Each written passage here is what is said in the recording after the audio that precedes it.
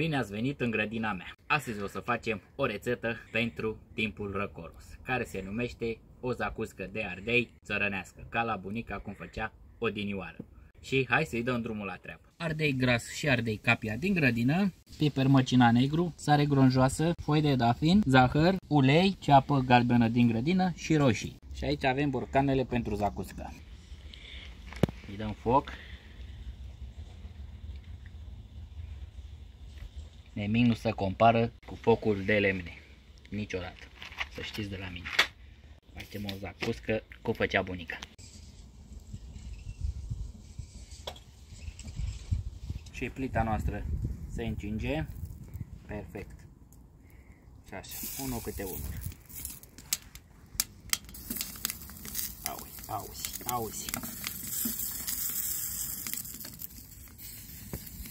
Coacem până coaja, adică să facă neagră. Atunci este bine copt și se curăță și mai repede.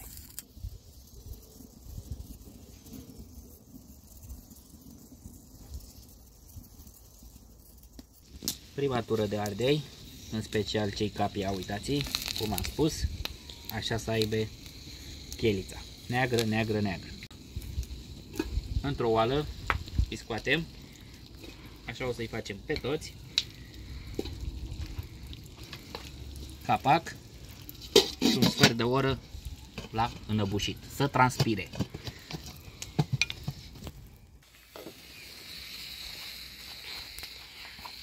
Scoatem și ardeiul gras, la fel.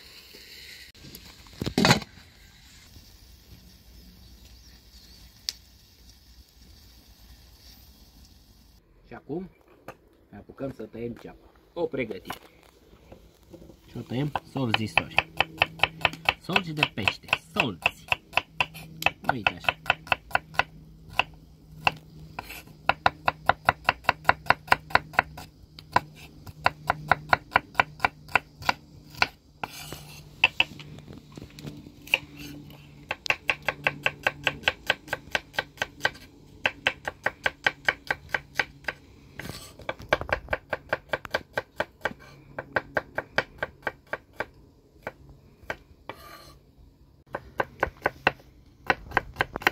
Aveți grijă la mâini și la degete.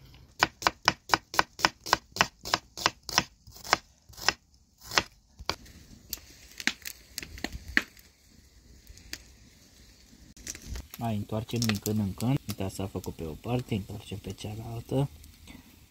Și pe asta, uite așa. Uite așa.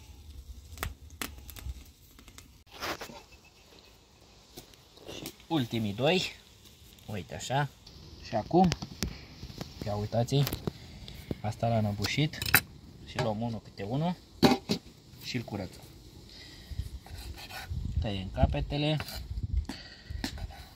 pe jumătate, ia uitați câtă zeamă are, uite așa, semințele, nu vă grăbiți, ia uitați cum se curăță. Dacă asta l-am înăbușit, uite așa.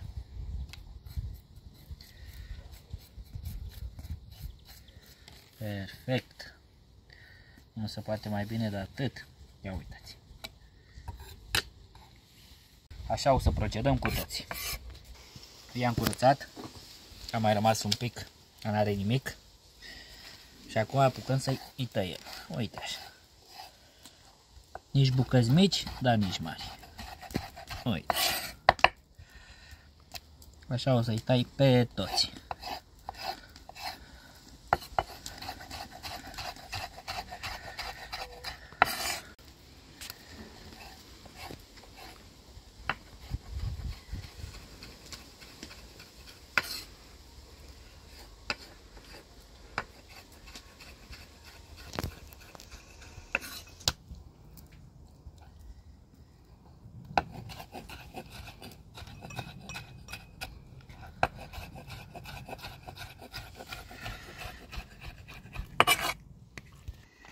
Aici avem o oală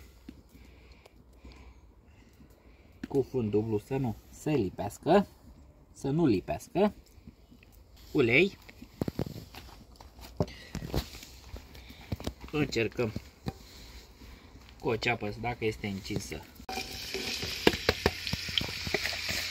Prima oară ceapa, aici o lingură de lemn, la foc mic o călim până devine sticloasă, nu arsă.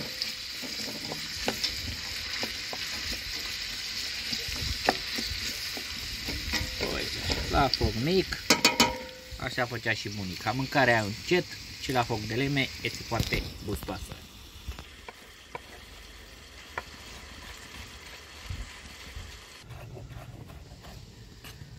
Și am terminat și de tăiat. Ia uitați, așa i-am tăiat. Nici mari, nici mici.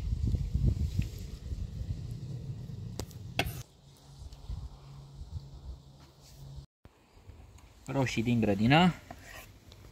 Le-am curățat de coajă. Și o să le tăiem cu bulețe și pe acestea. Uite așa.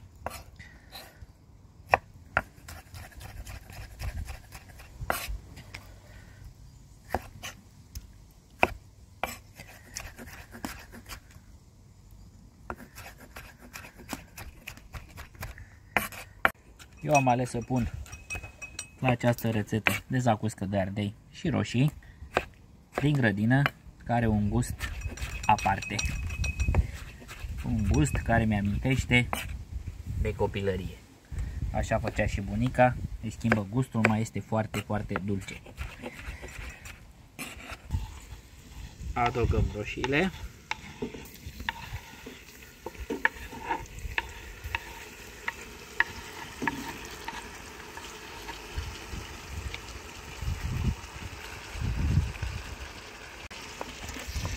Uite așa.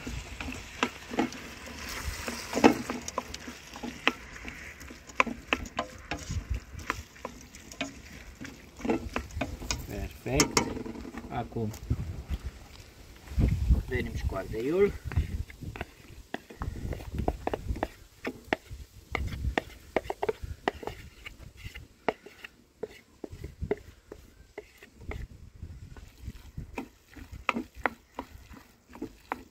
Mixăm bine.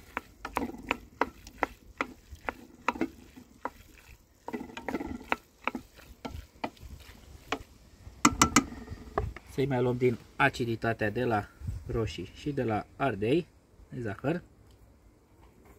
Acum o să punem foi de dafin și la foc mic o oră și jumătate. La foc mic de lemn. Adăugăm piper măcinat negru, sare gronjoasă, perfect.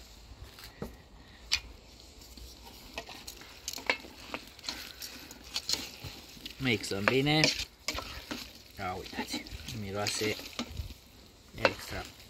extraordinar și fum.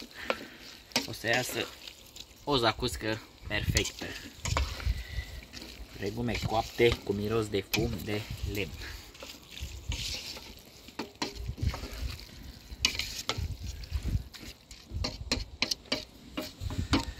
Uite așa.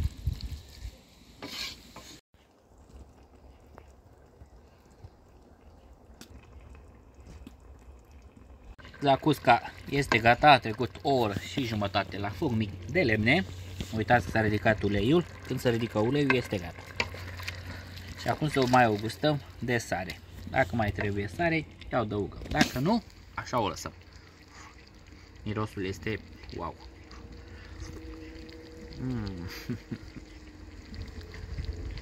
Wow.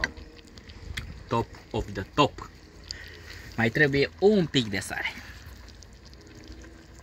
Cum v-am zis, sare gronjoasă. Atât.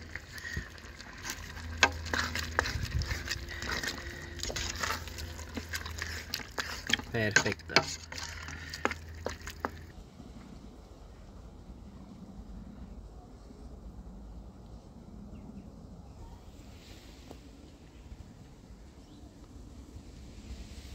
Borcanele le-am sterilizat dinainte și acum punem în borcane. Uite așa să nu dăm pe jos.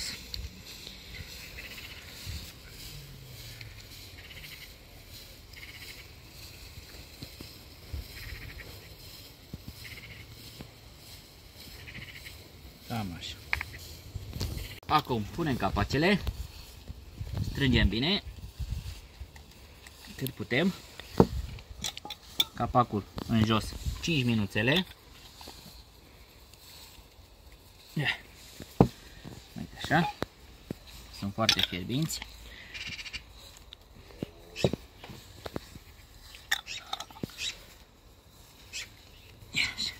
5 minuțele, o capacul în jos. Aici am pus apă într-o oală, un prosop pe fund ca să nu crape borcanele. L-a sterilizat 30 de minute, o jumătate de oră. Aceasta este rețeta mea de zacuscă de ardei țărănească, exact cum o făcea pe vremea bunicii.